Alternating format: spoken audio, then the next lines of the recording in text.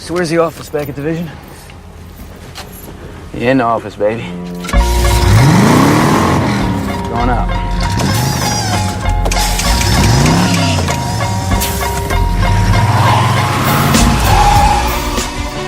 What's up, Buckeye Nation?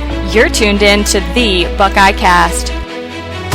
Sets, fires, touchdown, Garrett Wilson. Wow! In the end zone. Oh, what a catch! Jeremy Rucker, give me that! Fields to throw, steps up, delivers deep down the field. He's got a receiver. Olave, touchdown, Buckeyes! Now here's your host, Joe Warwick. The Ohio State Buckeyes.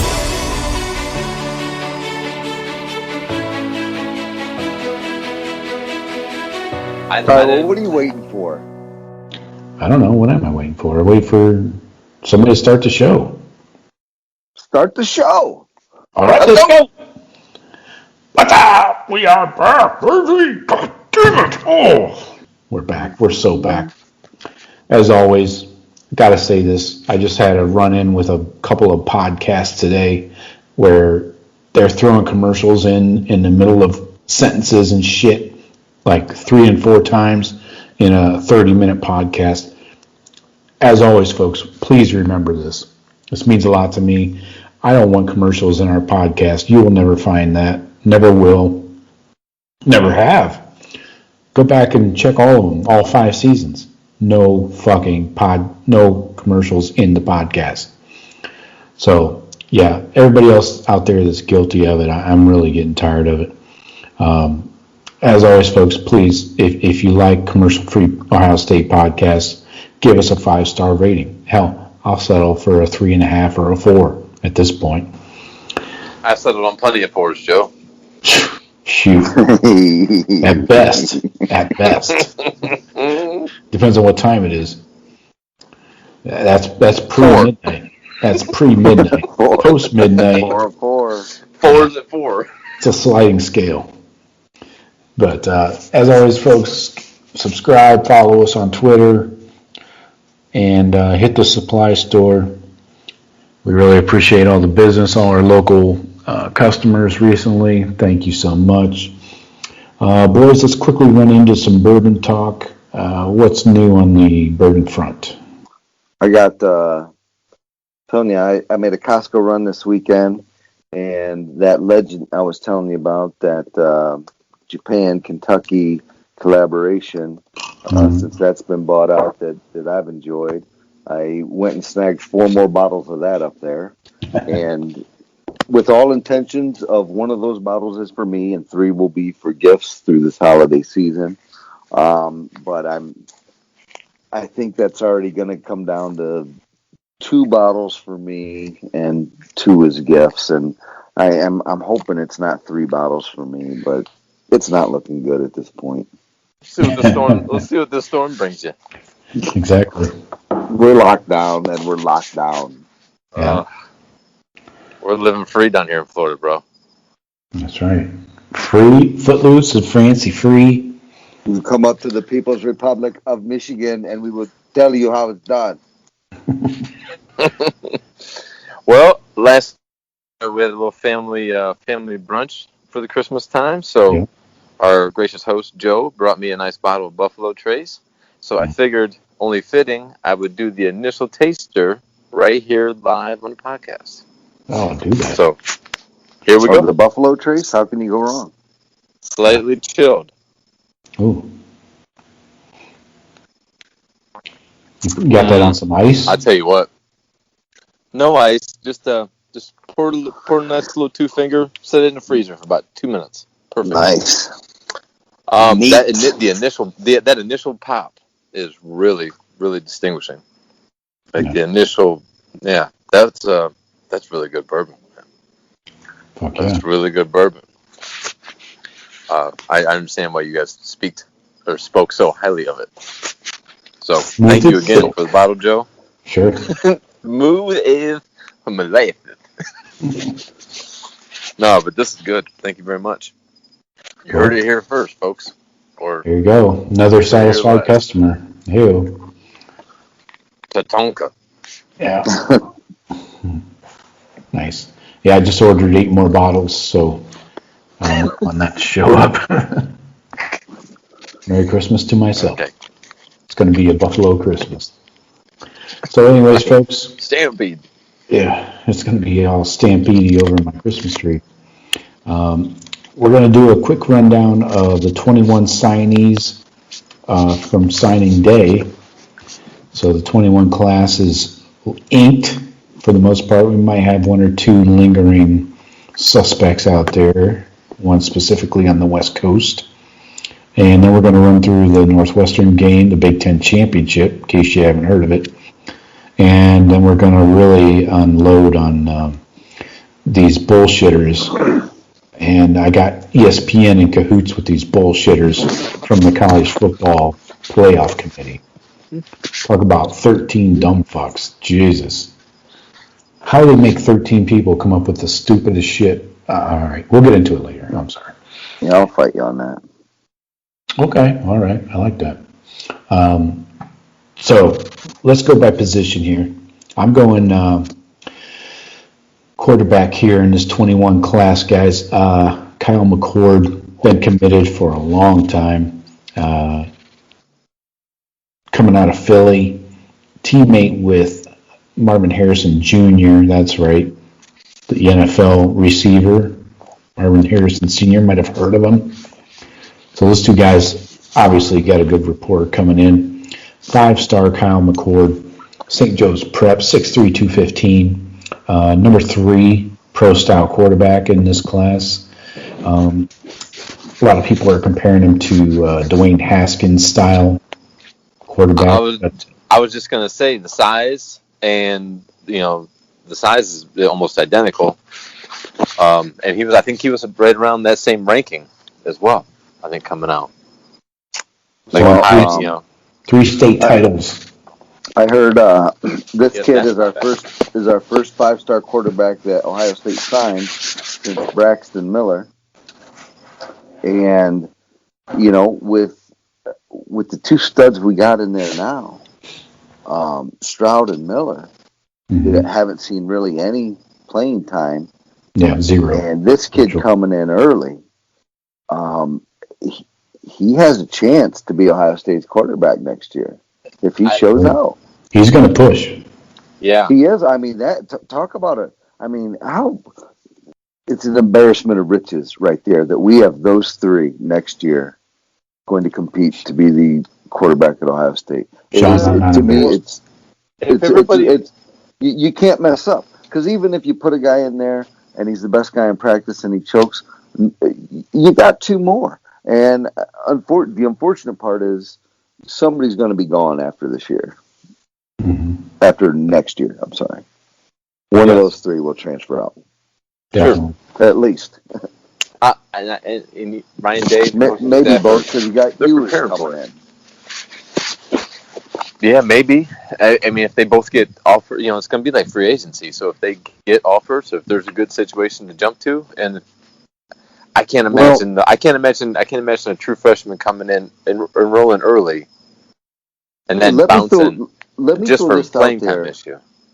With Ohio State, I think Ohio State has built such a great reputation with quarterbacks in the Joe Burrow situation. So you had Haskins and Burrow, and you got to pick one, and Haskins breaks all our record, and Burrow transfers out, and Burrow wins the Heisman and the Natty.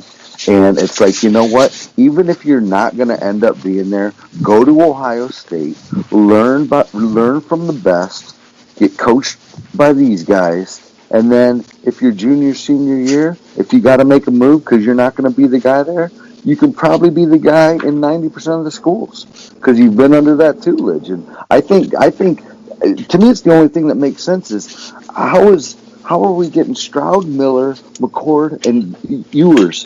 I mean, they're not all going to be stars at Ohio State. They're just not. And they all might be great quarterbacks, frankly. Yeah, and they all know it. I mean, they all know that, too. I mean, and Ryan Day, he's not trying to hide. Obviously, they're expecting to lose at least one guy because especially with that 1 year one time transfer, Yeah, free that was just voted in today. So that's it's almost a given. Mm-hmm. Now, I don't think two would leave, and I don't think that one of them is going to be our true freshman enrolling early after the first season. Well, we can't break down the quarterback position over the next 3 years, guys. We got a lot to do. Right, but quarterback, but it's huge, and McCord is huge, and welcome aboard, and what a great competition that's going to be. Oh, no kidding! Yeah, it's going to be great next year. That's the story of the year next year. We're affording ourselves a miss. If we miss on one guy, we got two more to. So. Yeah. Fingers crossed we do have a spring practice. That's what we call recruiting, folks. That's recruiting. That is. Yeah. So both these guys are also early enrollees at the running back position. Travion Henderson, the 5-star from, is he from Virginia? Virginia, yep. Yeah. And then Evan Pryor, the 4-star. So what do you guys think of these guys? I mean, it's hard to go wrong with a 5'11", 207 guy and a 5'10", 190 guy, a 5 and a 4-star. Yeah, and if you just watch the tape of each one of them, and you didn't know which one, you wouldn't be able to tell which one's the 4 and which one's the 5. Right, I'm sure they both are disgustingly good in the open field. But when these guys are going to the camps, and you got all the scouts looking at a guy, and if Travion's the best running back, I mean, I would expect, him to come in. I mean, is Master T coming back? Sermon's gone, right? He can't. Yeah. So, do you think Sermon can come back because this year doesn't count? Right. Oh, that's right. That's right. Though. But he probably was going to try. He's probably going to try the NFL though. He's taken too many injuries before getting a contract. He's going to try to get a contract. My opinion, my thought, just guessing. I agree. But he's done 5 years of the college thing. And you think Teague will come back? Why do you think that then? Or does Teague have to come back? I don't think Teague will have. I don't think he'll have the prospects. I don't think he'll get a good. I don't think this short of a season. I don't think he'll get a good. They get the feedback from the NFL people, personnel people. Yeah. I don't think he'll have a favorable draft position. I think he needs more tape. Yeah. So I think that's almost guaranteed he comes back now. Well, regardless of Teague, and if he stays or goes, this Travion should push to get reps early. Oh yeah, I agree. He's number 1 overall running back. So, yeah. All right. But but the other guy, I mean, you just never know. These guys get in there, and it's a competition. When you're a Buckeye, everything's a competition, and you got to show out all the time, every time. So you never know who's got the mindset for it. Right. Mm-hmm. But yeah, definitely needed to get 2 studs in this class. And they did. Yeah, as we'll talk about in other position groups, running back was one of those that was getting pretty thin. And nobody can stay healthy. Nobody in that room can stay healthy. So good call. I can't wait to see both these guys. Both of them come in early. Yeah. So this group is a polar opposite, where they're super deep. The wide receiver group, headlined by Emeka Egbuka that just committed last Friday. This guy looks like a grown-ass man. He's coming in. He's saying that he wants to start day 1, which I love the attitude, 6'1", 210. But, wow, he makes all the plays. And he hasn't even played his senior year yet. Oh, that's right. That's right. They're playing the spring ball, right? Or the winter ball? It's like spring, yeah. It's coming up. I think they're starting in a couple months. And he's not enrolling early. He's going to stay. I think he has the option to enroll early if he wants to. If maybe they push his season out further. So I think if he doesn't like the way things are trending for his football season, he'll probably enroll early. Maybe not January, but what do they call it, like reclassifying or whatever? what's that? No, just leaving early. Like, because some people, they probably can't. Yeah, they don't have the credits. They need Right. that the last semester. But yeah, he knows who's in front of him though in that room. I know. Wants to hurt ahead. And the number one and receiver in the one- country is there too. The one, and only one is leaving. Yep. Right. Exactly. Only one can. It's pretty thick in there. Exactly. Only one is. I mean, JMO theoretically could, but JMO I think needs to put some more stuff on tape. Yeah. And I think next year he'd get some more opportunities. Yeah.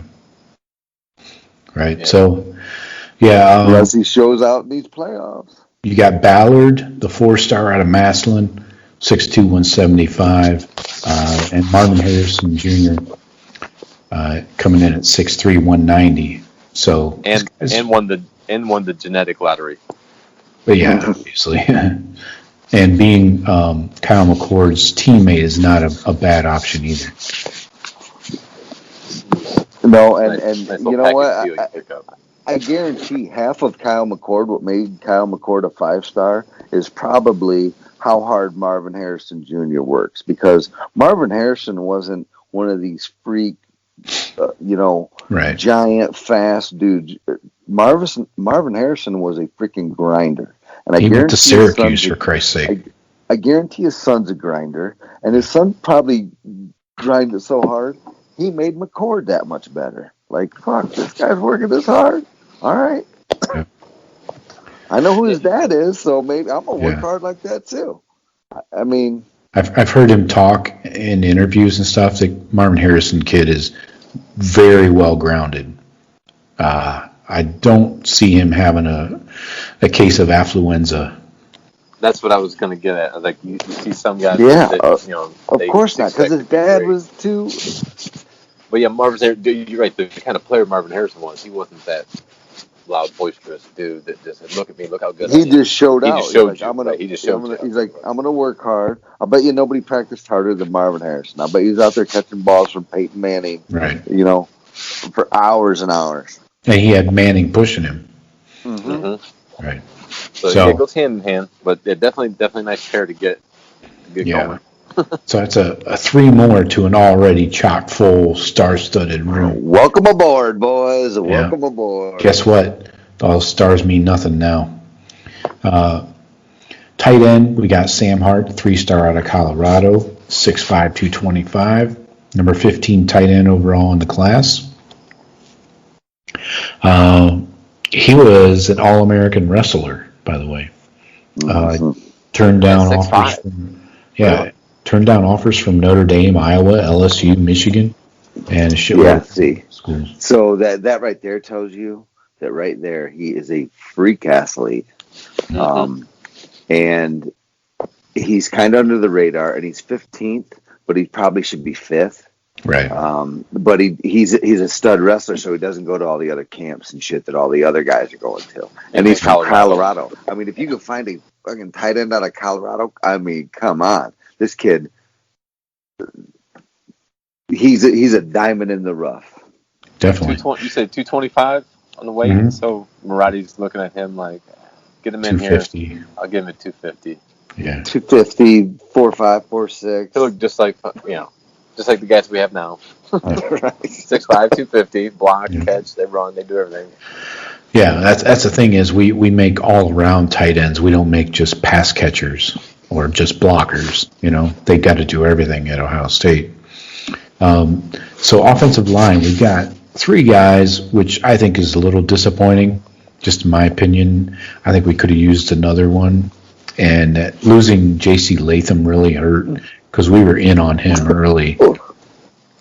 He verbaled, right? I don't know if I don't think he verbaled. It would have been a silent verbal anyway. But all the crystal balls were pointing that way. At one point, exactly. We had right.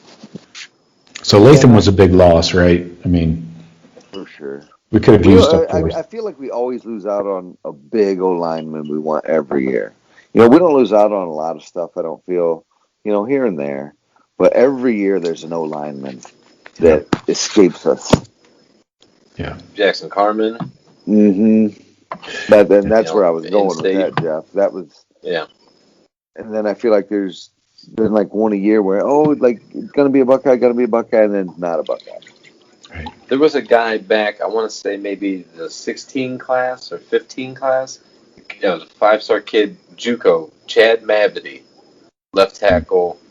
He was up from like Staten Island or somewhere up there, JUCO up there. And we were in on him, heavy. Urban was taking it personal, and then fucking went to Florida State. And then dude had a heart problem a year into college and was done.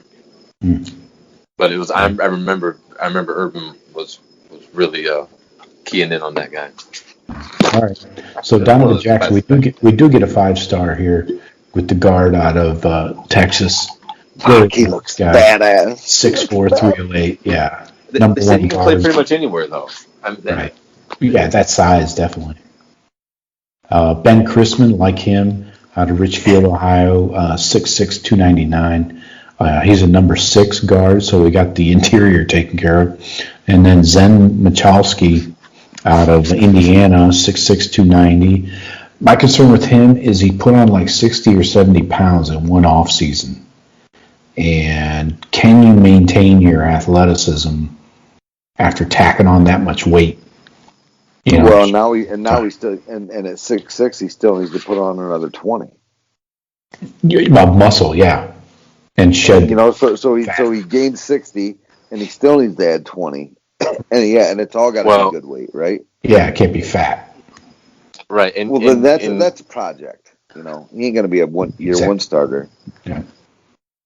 Yeah, but you never depending on that guy's frame. I mean, remember Sam Hubbard showed up in Columbus at like 220 as a safety. Sure. So, but you never know how did he put on 60 pounds? I mean, if high school kids are taking HGH and all that shit, you think it's clean? Because if it's clean, maybe he just has the frame for it, and they're going to be able to grow him. But if he's already taken a bunch of shit that he maybe shouldn't be yet to get to that point, and then I'm not speculating either, but it would be a lot tougher to gain another 20 if you already put 60 on the artificial way. 10 to get you 20. So, 10 to get you 20, right. Depends on what time it is. I think we could have used one more offensive lineman of at least a 4-star kind of grade, but let's switch over to the D-line now. The initial commit and the kind of guy that led the way for this class from start to finish, Jack Sawyer, the 5-star out of Pick North, 6'5", 255. D-end, obviously. Is he up to 255? Yeah. Wow. Yeah. He's got a trainer and shit, and he sat out his senior year, which was what, only 6 he was like games. 225 last time I looked at this stuff. Yeah, he's a big dude. He's definitely got the frame to carry that weight well. He's one of the big farm boys, man. Exactly. It looks like a new one. One of the Pickerton boys. I hope he has the get off speed, that is kind of lacking with like a Zach Harrison. Zach Harrison will fucking outrun you all day long, but he's not getting off the line quick. And that's what we need we need a Chase Young, a Bosa type that has that quick twitch, The initial burst, right? Get off. Right. So I think he'll bring that. They're comparing him to the Bosas right now. So hopefully that plays out. A tall order. I hate when they do that. Let's just let this kid. Let this kid be this kid. Well, they got to do a comp for everybody, Yeah, you're right, Joe. They got to comp everybody. Just body. They look like body type, and they say white. That's why I didn't say Chase Young, because he's white. Yeah. Actually, one thing I read, they Deontay Sawyer Young. They're like they need the next Bosa or Young. Yeah. And right. I'm still hoping out Zach Harrison is the next Bosa. Right. But like you said, he needs to get off. And Tyreek Smith, he'll come back next year, right? Gosh. Yeah. He's so close. I feel Tyreek is so freaking close. He just kind of reminds me of Jalen Holmes. Uh-huh. For sure. Can play inside out, whatever. But It's got all the skill in the world. I think all those guys will be coming back. I mean, most of those fringe guys, like that we've been talking about. But Jack Sawyer, he was the first recruit, right, Joe? He signed back in 19, like 2 years ago. Yeah. Yeah. So. Yeah, Ohio kid, good on him. Good on him, and good on all them Ohio boys. And what he did was he really started recruiting for the Buckeyes. They had that Buckeye weekend a few weeks ago in Columbus. He had all of the current recruits and some targets at his parents' house. Had a huge party. Showed the guys around Columbus. Really kind of paraded them around and showed them what the city and the campus was all about, even though they could not have any contact with the coaches and shit. Right. Which is big. I think that's huge when you got somebody spearheading the class, and being the leader from the outset. Him and Kyle McCord and some of these DBs really that we're going to get into also helped kind of recruit guys and put this thing together. Tell you who I really like and who a lot of the recruits like is Mike Hall, sticking to the DN or the D line here, D tackle out of Streetsboro. This guy is an athlete. I've seen videos of him dunking at fucking 290, 6'3", 290. Jeez. I love this kid. Up, big man. And he's got some character to him. He's going to be a fun interview when he gets on campus. Another 4-star, Tyleek Williams, coming in at D tackle out of Virginia. I like him. Haven't seen a lot of tape of him, but he's like up around 330, so he's definitely going to have to trim that. I don't know. He looks like he can carry it, though. I mean, and you get a big dude like that, and good luck moving him, boys. He had offers from Bama, Florida, Georgia, and LSU. And I think he's got a little get off the ball. So there you go. I like it. Like me some of this Tyleek. Yeah. Here's one for you though. This is my grit guy. This is my fucking football guy. This is my reincarnated Chris Spielman. Reed Carrico from Ironton, Ohio. 6'3", 225, inside linebacker. This kid is gritty to a T. Love this guy. He is a fucking hitter. Wow. I can't wait to see people come over the middle on him, dude. He's only 4-star. I think he could have been a little higher. Number 5 inside linebacker in the country, but took his team to the state title twice. Really, really like this guy. Tough Borland part due, I think. Okay. It's going to almost be Werner size, like Pete Werner size.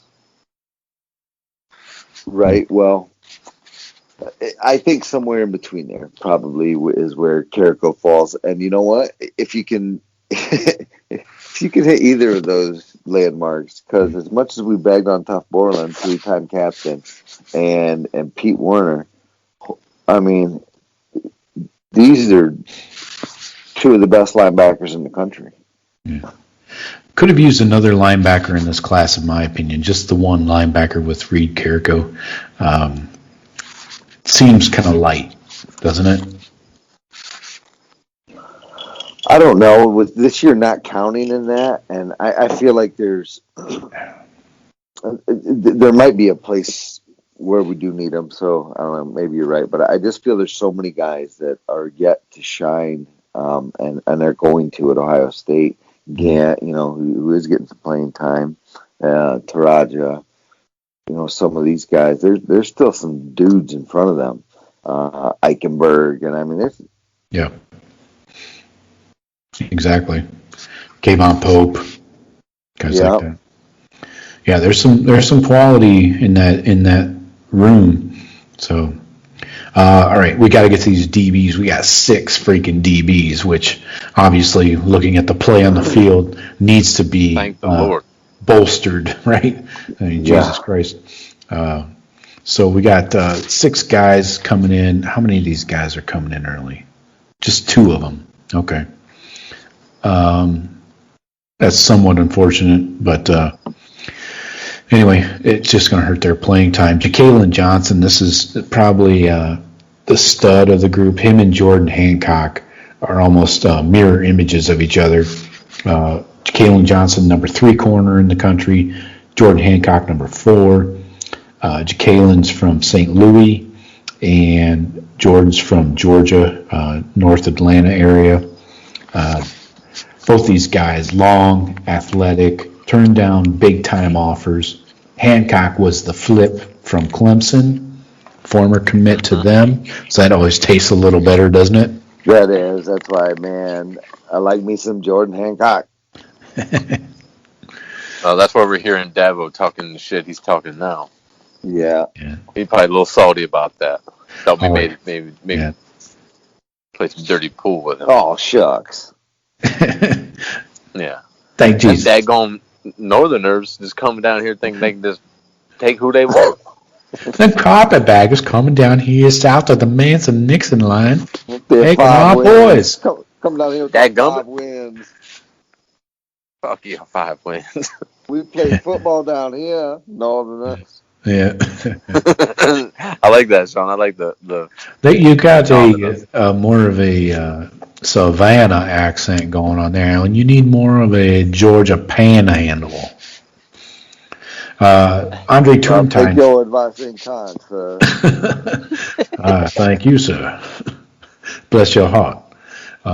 Andre Turntine, 4-star from Nashville, like him too. All these guys are the exact same size, 6'1", 170, 175 maybe.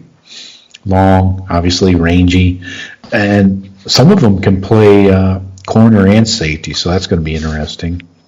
But I'm sure Maratti and Pantone and them, they've looked at, which one of these guys, do you think maybe doesn't have all of that straight line speed like the others, but maybe he's got a bigger frame. Hey, let's put an extra 15 on him and make him a fucking free safety or nickel or whatever.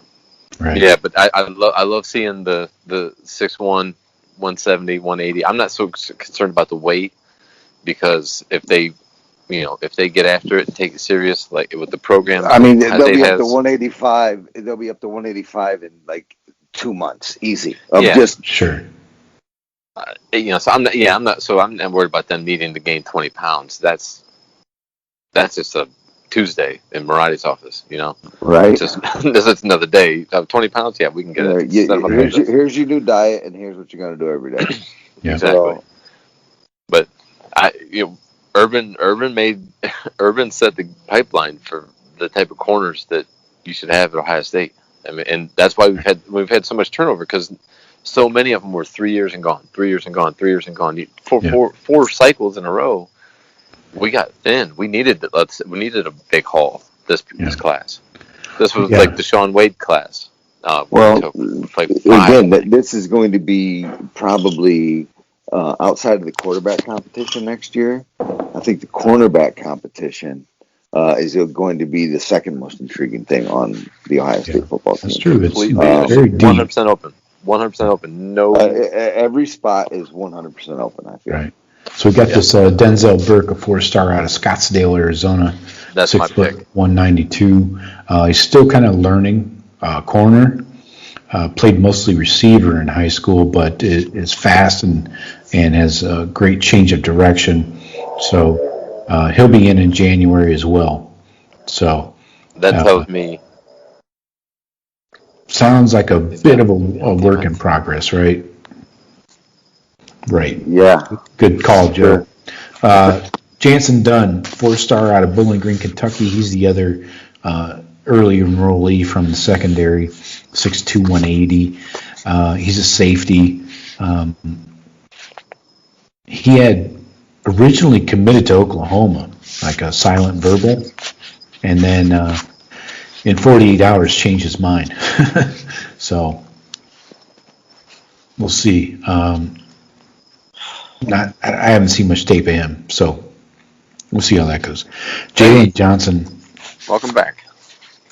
What? I'm bouncing in and out here. I'm losing you guys for like a minute at a time. Okay. So if you kick it to me, and you don't hear me, just pass it on. I don't know what's going on. Okay. I'm trying to find a good area here. Jalen Johnson is the lower rated guy of the group, so don't confuse Jalen Johnson with Jacalen Johnson. We got a couple Johnsons in the backfield. He is, let's see, number 29 safety, another safety which we needed. Played corner, safety, and linebacker in high school, and looks like he's kind of a thumper. So we'll see how he fits in. Not an early enrollee, so anyway. And then our one special teamer we have is Jesse Mirko from Australia. 6'3", 200 pounds. That's a hefty size kicker. Punter. Kick the shit out of you. Yeah, I don't know if I want to line him up against him.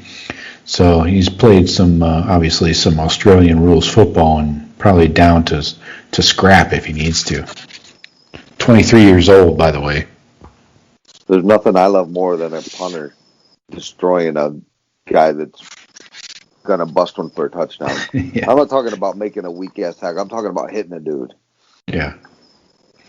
So, yeah, that Australian Pro Kick program's been cranking out some guys. It is. Yeah. I saw a guy last Saturday was like fucking 29.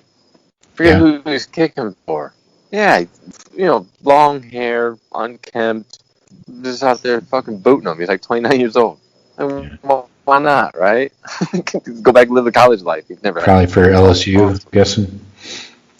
Might be. No, I think they've got a whole program set up there in Australia. Yeah, it's called Pro Kick. They do, yeah.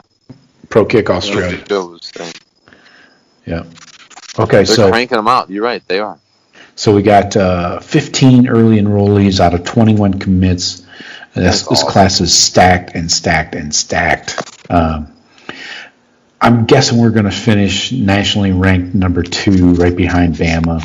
But our composite per player is still a 94.56. So, and that's if we don't get JT Tuamalo.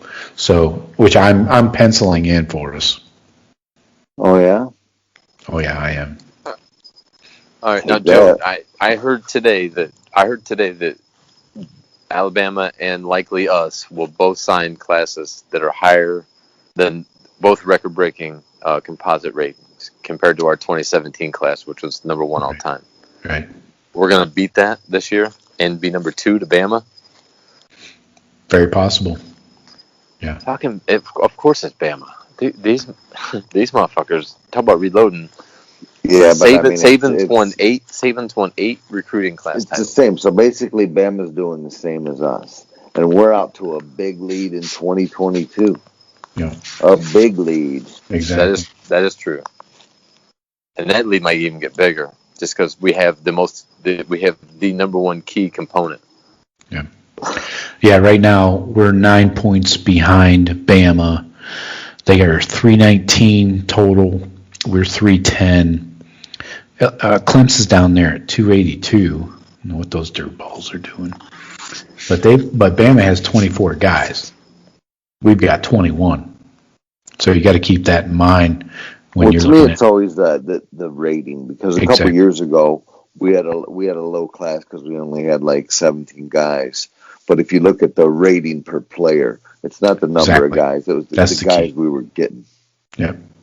Yeah, and when you're up there in that 94 range where we're living, yeah, I mean that's otherworldly, man. If you're in the 92 range, you were putting together, which is kind of, I felt like where Ohio State would live a lot, 92, 91, 92, but now this 94. I mean, yeah, but you're getting a lot more of these top end guys.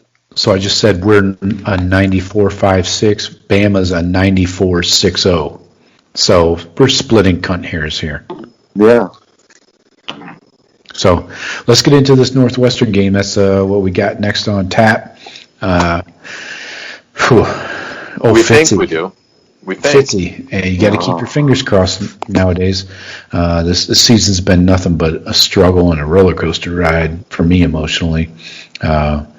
If the Buckeyes aren't playing, I'd kind of check out on Saturdays, honestly, until like an LSU Florida game comes up. And they pull you right back in. Glad I stumbled into that one last weekend. But so anyway, Northwestern, you know what old Fitzy's bringing to the table. Shit don't change, only his haircut. And they're just going to run the ball. They're going to try and keep it out of our hands. They got Peyton Ramsey at quarterback. We've seen his game once or twice with Indiana. Not a lot to be afraid of there.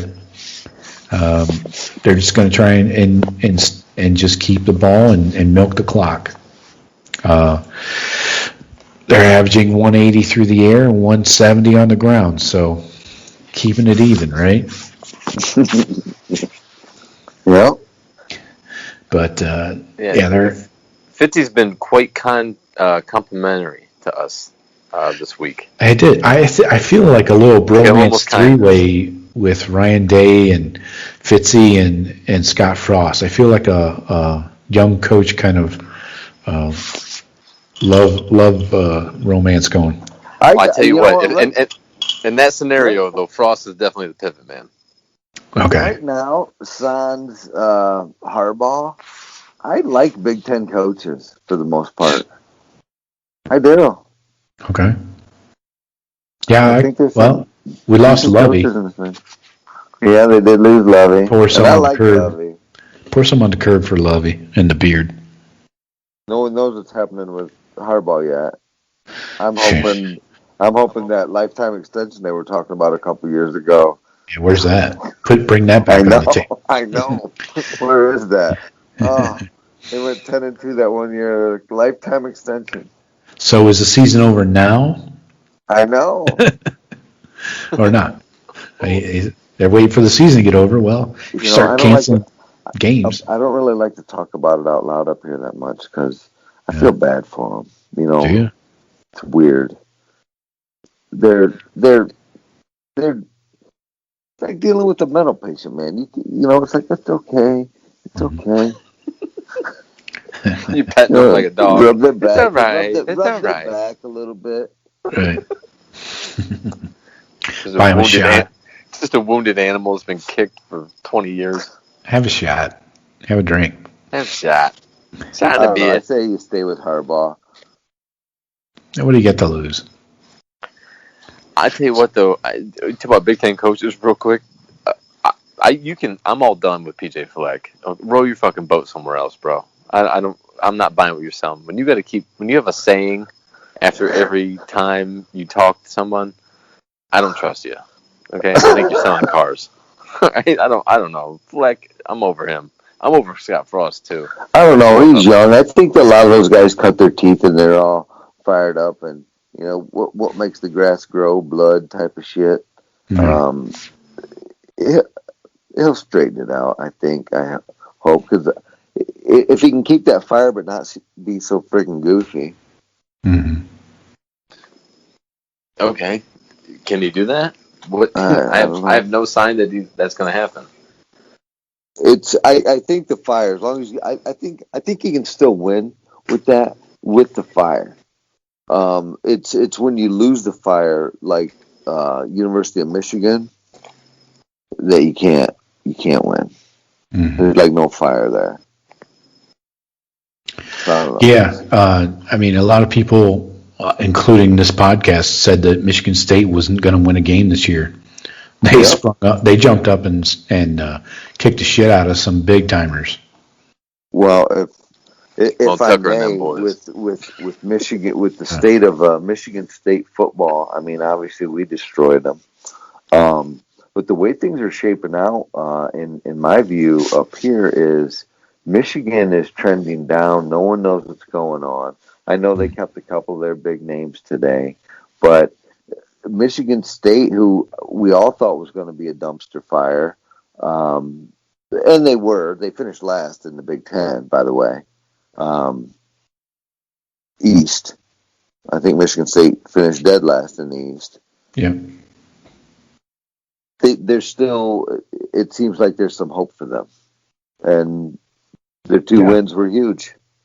Yeah, I think they showed some heart, which I haven't seen out of Ann Arbor in a long time. But they did. anyways, finish this Northwestern game here? Oh yeah, this game. Yeah. So Northwestern's got a solid defense. They're like what are they? About 15th in the country in yards allowed on defense. You got old Patty Fisher there, been there for 7 or 8 years. Him and Tough Borland. There you go. Face each other once again. Yeah. I'm sure they talk to each other before the game, exchange recipes.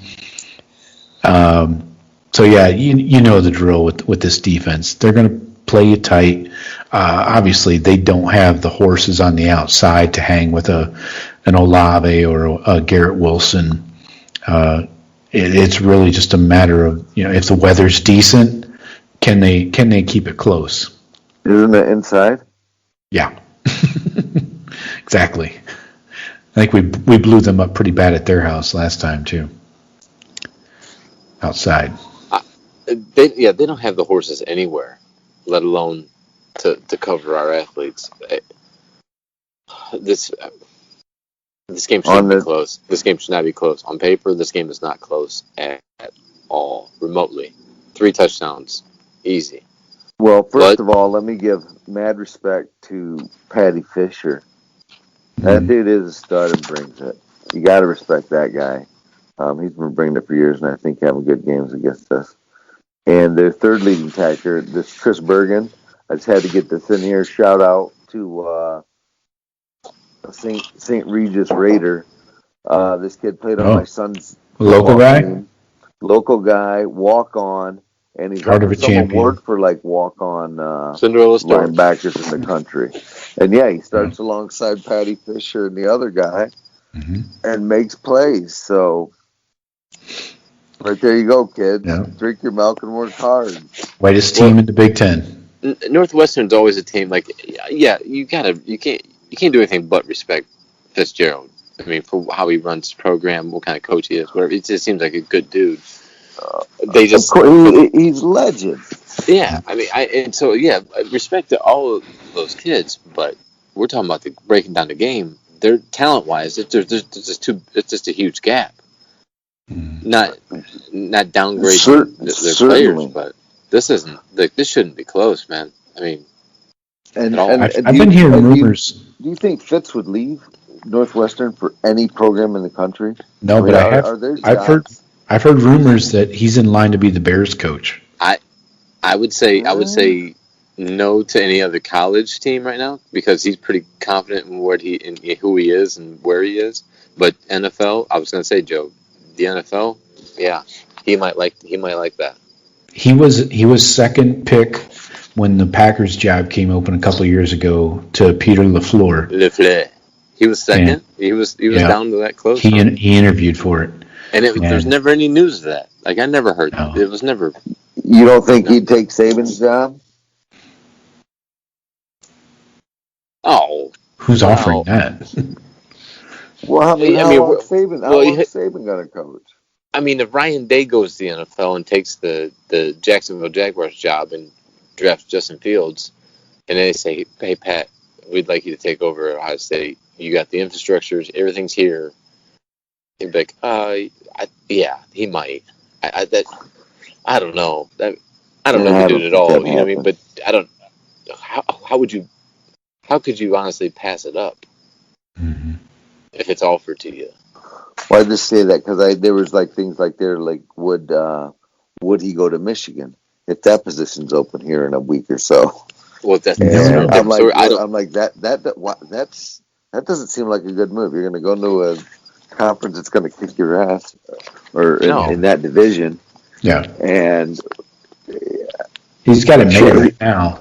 Well, the state of the programs, the state of the programs, Ohio State and Michigan. I mean. Completely different trajectories. You know what I mean? You look at the whole thing. I'm not sure he's a rebuilding the program kind of guy. Maybe he is. I don't know. I'm not sure he's going to rebuild a Michigan though. That's a tall task. I think probably not at this point in his career since he built Northwestern. No, he's probably looking. If he's looking to go, it would be to take over a stud program. Mm-hmm. But I think the NFL is more enticing to him. Sure. All I'm saying is, how can you not like that guy? Yeah, right. All right, so let's look at this game to the numbers. I got the Buckeyes favored by 22 now. I got in on Monday at 20.5. That's what I thought. That's what I thought the number was. So I snuck in there under that 21 number. Nice. Over ESPN still has it at 20.5. Oh yeah. Over under 57. So not expecting much offensive output from the Cats. How do you guys see this one going? You want to go microscopes first? You want to go score predictions? It's your show. You run it. I'm in on the score right now. Bring it. I would under on the 57. Maybe like a 42-13. Okay.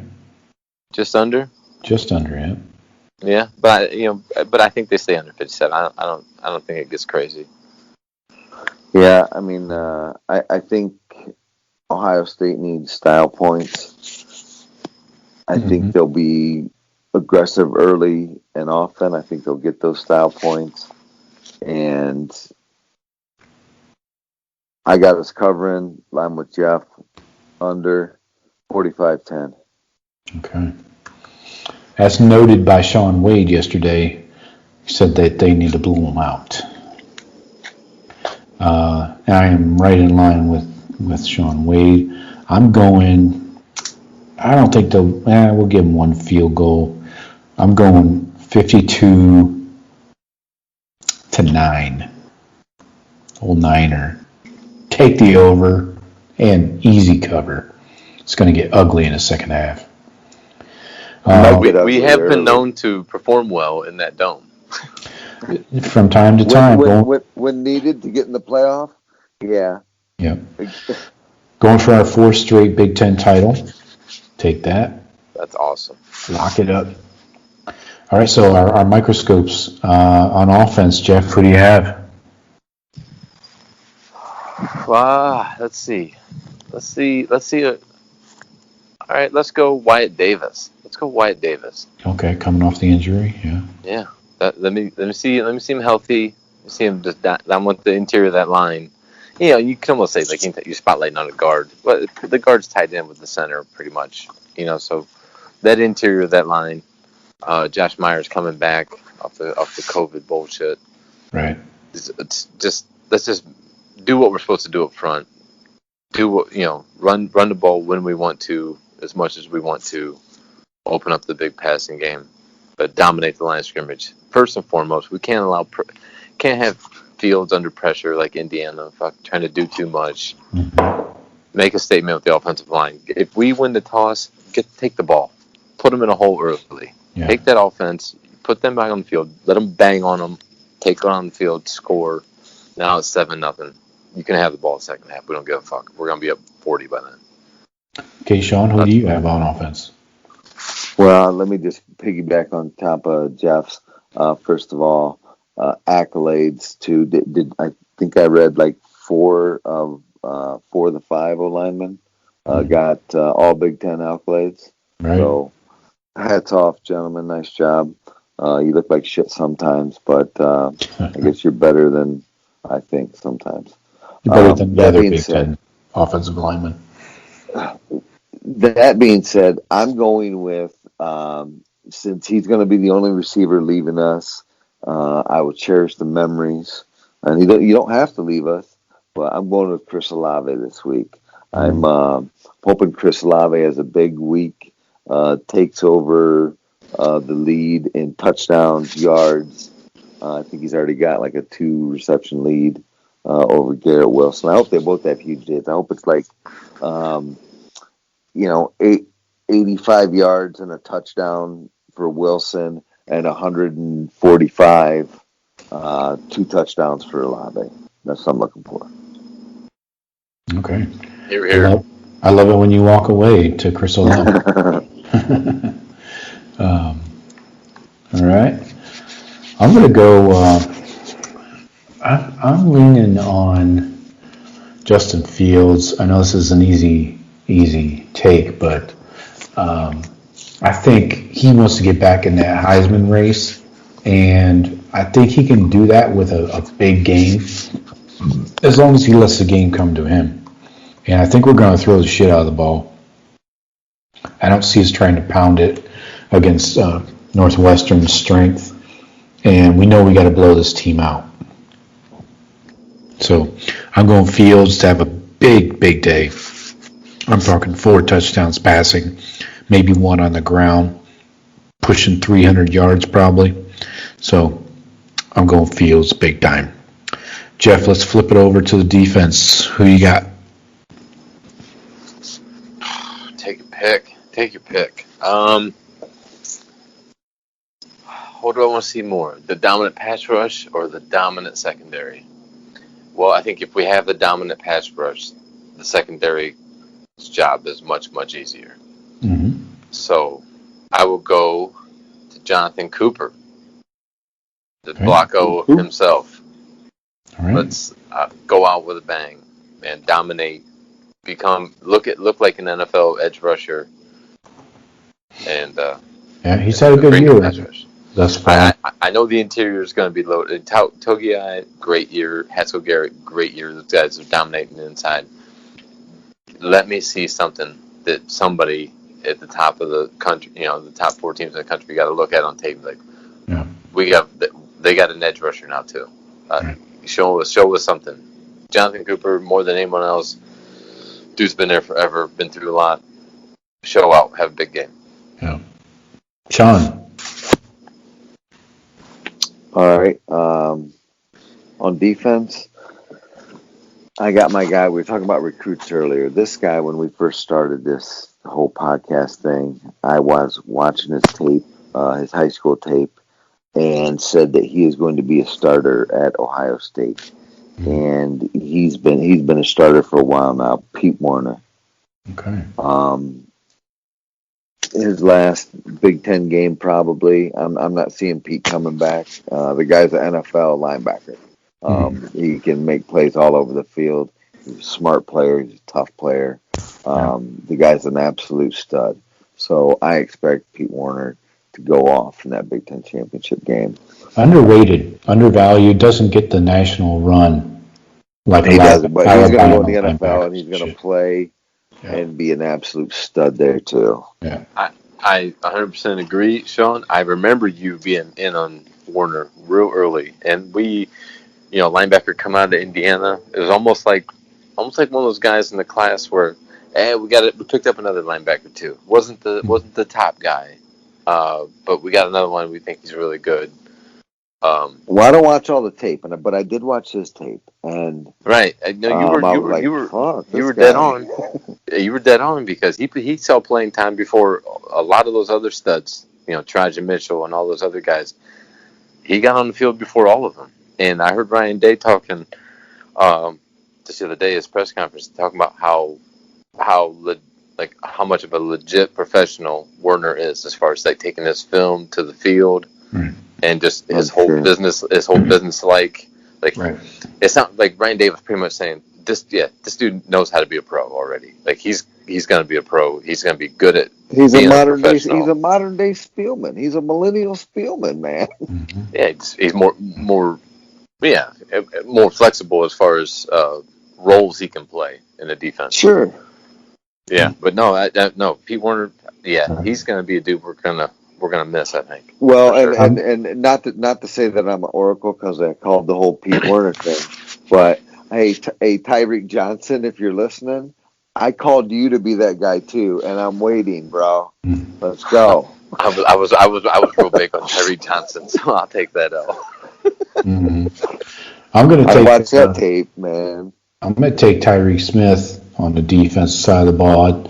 Another guy that we're kind of waiting for to really burst onto the scene, and we've gotten tastes of it. We've gotten bits and pieces, but it's so close. It's so close. Not consistency. So I think while Jeff took Cooper, I was leaning towards the pass rush as well because Peyton Ramsey's kind of a statue back there. Yeah, and I'm going Tyreke Smith. I think this sets up well for him. So, All right. Switching gears here, we got to talk about these college football rankings here quickly. I went off on Twitter the other night when those came out, and I saw that. I am just wondering what in the hell they were seeing. And my main issue is they will use a team or a game to make a case why they move somebody up or down, but then they'll use that same game or team to flip it a couple weeks later. So they don't have like a consistent. I don't know, a consistent. Well, it's a moving thing, though. I mean, it's a team was Very much. Minnesota was ranked when Michigan beat them week 1, and everyone thought Michigan was good. So it evolves. It does evolve. Right, I understand that. You shouldn't have the same top 25 from week 1 to week 12. But, Shawn, how does Florida drop one fucking spot after getting beat at home by, what was it, a 3-touchdown underdog? Guys that had like 50 dudes travel. I mean, come on. Look, trash. I'm not saying that is trash, but everyone's playing up the shoe thing and whatnot. And like, oh, Florida would have won. They're better, whatever, blah blah blah blah blah. And right now, I mean, are we talking about earned? Or are we talking about a better team? If you put Florida on the field with Cincinnati, who wins? Who's a favorite from Vegas in that game? Florida. Yes. Yes. So I mean, yeah, is what it is. Oh, that clarifies. I don't know what you want to do with it. You gonna maybe bump Indiana up there a little further? Yeah, I think they should be up higher with one loss. Well, that's only that's the thing, Joe. When you say if you're going to complain about where somebody is in the top 10, where do you think they belong, and who do you think belongs in their spot? I'll listen to your argument because I think that's a good game. I think that's almost a pick 'em. With Penix, with Penix was healthy. Sure.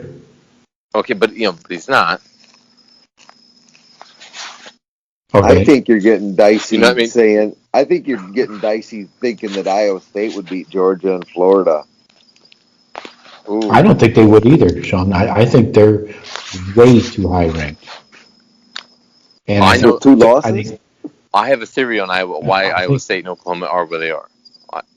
That seems pretty plain to see that this playoff is run by the Power 5 conferences. They're not going to share the money with anybody outside the Power 5. So they're putting their big Power 5 teams in positions where Cincinnati, Coastal Carolina, those schools can't get past the Power 5. In this year, especially this year, everybody's trying to hold on to that money, any little bit that there is out there. They're not going to share it with anybody that's non-Power 5. So this year, more than any, no school outside of that has any shot at getting in. Well, so they're ranking to justify the money that's coming in. With the games that are going to be played. With the games that are going to be played, I don't even know why. I mean, other than hype, that you get Iowa State in a New Year's Six bowl. The playoff is set. They lost to the Raging Cajuns. What the fuck are we doing? The only thing that could happen is if Notre Dame were to beat Clemson again, then A&M would get in. That's the only thing in my mind that can change. Alabama, even if they lose, they're in. Yeah, of course. Right. And I think Clemson's still a better team than A&M if they lose twice to Notre Dame. Sure. I don't think so. Definitely. I mean, okay, but if you put Clemson and A&M, regardless of what happens this weekend, because the team is the team. Clemson, A&M. My argument is this: is Notre Dame's going to say you're going to make me beat Clemson 3 fucking times in the play? I mean, come on, man. I beat these guys twice, and I'm in. They don't deserve to be in. There can't be another matchup of those two. There cannot possibly. You know, I totally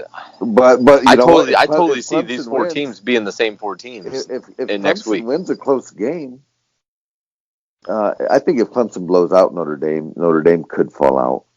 But if it's a close game, you might have Clemson, Notre Dame both in there.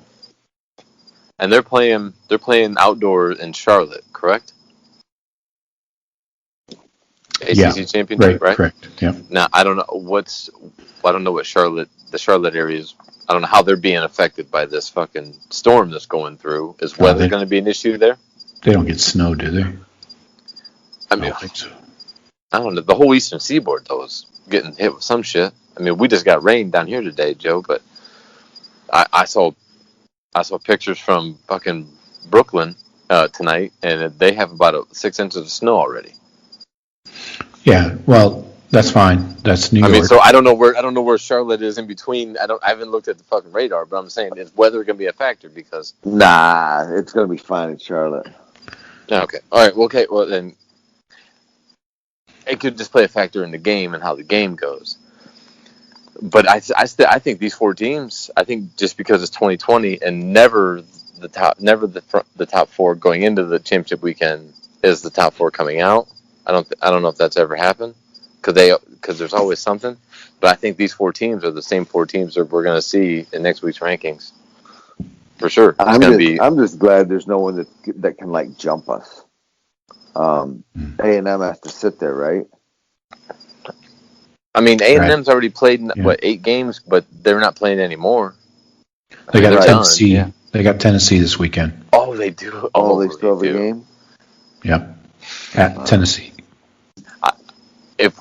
If we don't look super impressive, we couldn't get jumped. I think we can. That's what I'm saying. This is set up. It's set up for that scenario, and even if Notre Dame loses, I don't see them dropping out of the top 4.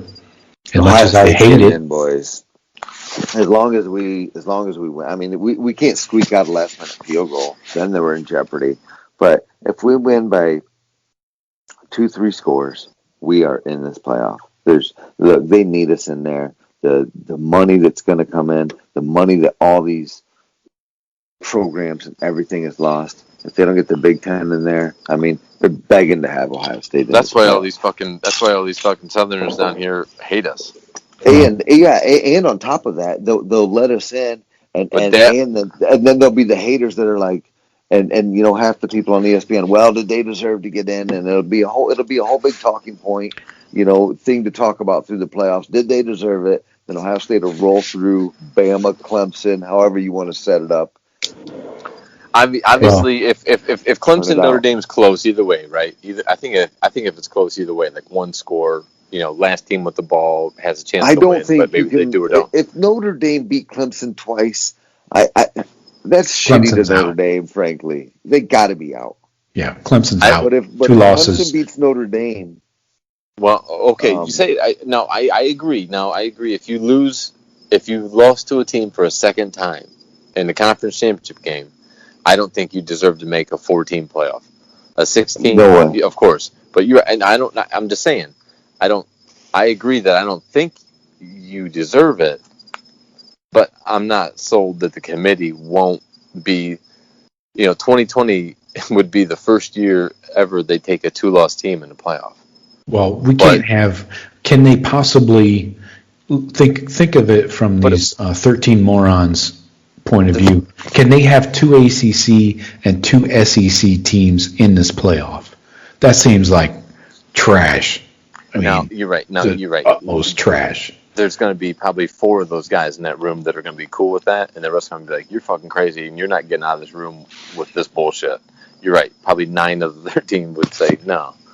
They're going to hold up their nose, and they're all going to vote for it. They're going to hate it, but they're going to have to.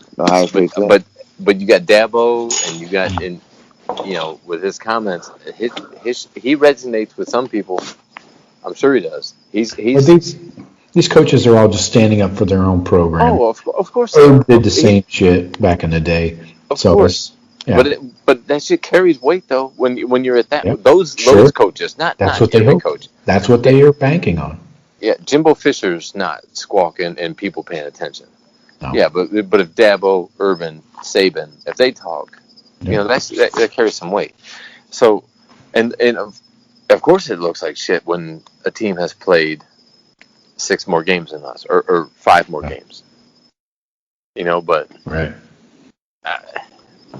No, if we win, if we squeak out a victory, and I mean like we drive down, like say we're trailing in the fourth quarter and we end up winning, even if it's by two scores, and say Clemson wins a tight game, Clemson, Notre Dame, Bama are in, and then I don't know. I can't say for sure that they won't jump. They won't keep A&M at 5 just so they can jump us if we don't look impressive. Mm-hmm. Now, but you're right. No, 2 ACC and 2 SEC. Would they do it? Oh, I don't know. Dude, but you want to watch me run from the fucking TV? Get the fuck out of here, man. And it would you would say 2 ACC, and then they say, well, Notre Dame is not really an ACC school. We just let them be one this year. Well, it means they're an ACC school. Right. They've been playing 5 ACC games for the past 3 years. Yeah. Okay, you're an ACC school. If you're not joining the Big Ten, you aligned with the ACC a long time ago, and they bailed your ass out this year because you didn't have a fucking schedule. They would have played 6 games like us, playing independent. Mm-hmm. If the ACC didn't step up and say, "We'll let you in full time," and then we will try to, because they want them to be a member. Of course, they want Notre Dame as a member, so they greased the fucking wheels and didn't make them play one last game. Sure. To give them a break for them. Yeah, of course, because they want to entice them to join full time. Mm-hmm. That won't happen either. Notre Dame's like, yeah, we'll stay. Cool, thanks, appreciate the spot. No, we're not going to give you any commitment at all, but you're going to grease the wheels for us. They're giving them some of that fucking NBC money, though. They are breaking a chunk of that off? That must have been... Oh, okay. So the ACC commissioner was able to... Yeah, one hand washes the other. Deal. Sure. All right. Well, we solved nothing there, folks. Were we supposed to? No. As always, we appreciate you listening to us. We will hit you back next. Oh, should we do a show next week after the game? What do we got? Like 2 weeks until New Year's Day? Yeah. We'll squeeze one in before the New Year's Day game, assuming we're playing on that day. Not sure where they're moving the Rose Bowl to yet. Oh, okay. We can do 20 more fucking minutes on this shit if you want. Thanks. Why would we even go out to California if we're playing fucking Notre Dame? Every team optional is in every team. The top 4 teams are all in Eastern fucking time zone. Yep. Why would we? Why is anybody going to California? Yeah. We could play Notre Dame in fucking Detroit. Dome. Let's play them again in Indianapolis, like we're doing this weekend. Right. Okay. Yeah. You pick. Whatever a common fucking indoor stadium is that we can relate to. If it's us, Notre Dame, Detroit, and Clemson, play in Bama. Detroit. Yeah. I mean, why the fuck? But I heard the Rose Bowl say today. They said, "Well, if the game's not played in our stadium, you can't call it the Rose Bowl." Well, fuck you. It's a semifinal. Fuck off. Is that not sponsored by anybody? Is that still just the Rose Bowl? It's still by City. Really? Yeah. Well, City sponsored it. It was the Rose Bowl presented by City. It's not the City Rose Bowl. But that was a couple years ago. I remember it being called that. Yeah. Like sponsored by City. But no, I don't think there's a sponsor to the Rose Bowl. I think they got 2 weeks to figure out where they're going to have it, so they better do it quickly. So, anyways, thanks, folks. As always, hit us up on Twitter, social media shit. Hit the website, thebuckeyecast.com. And boys, we will talk to you next week. Later.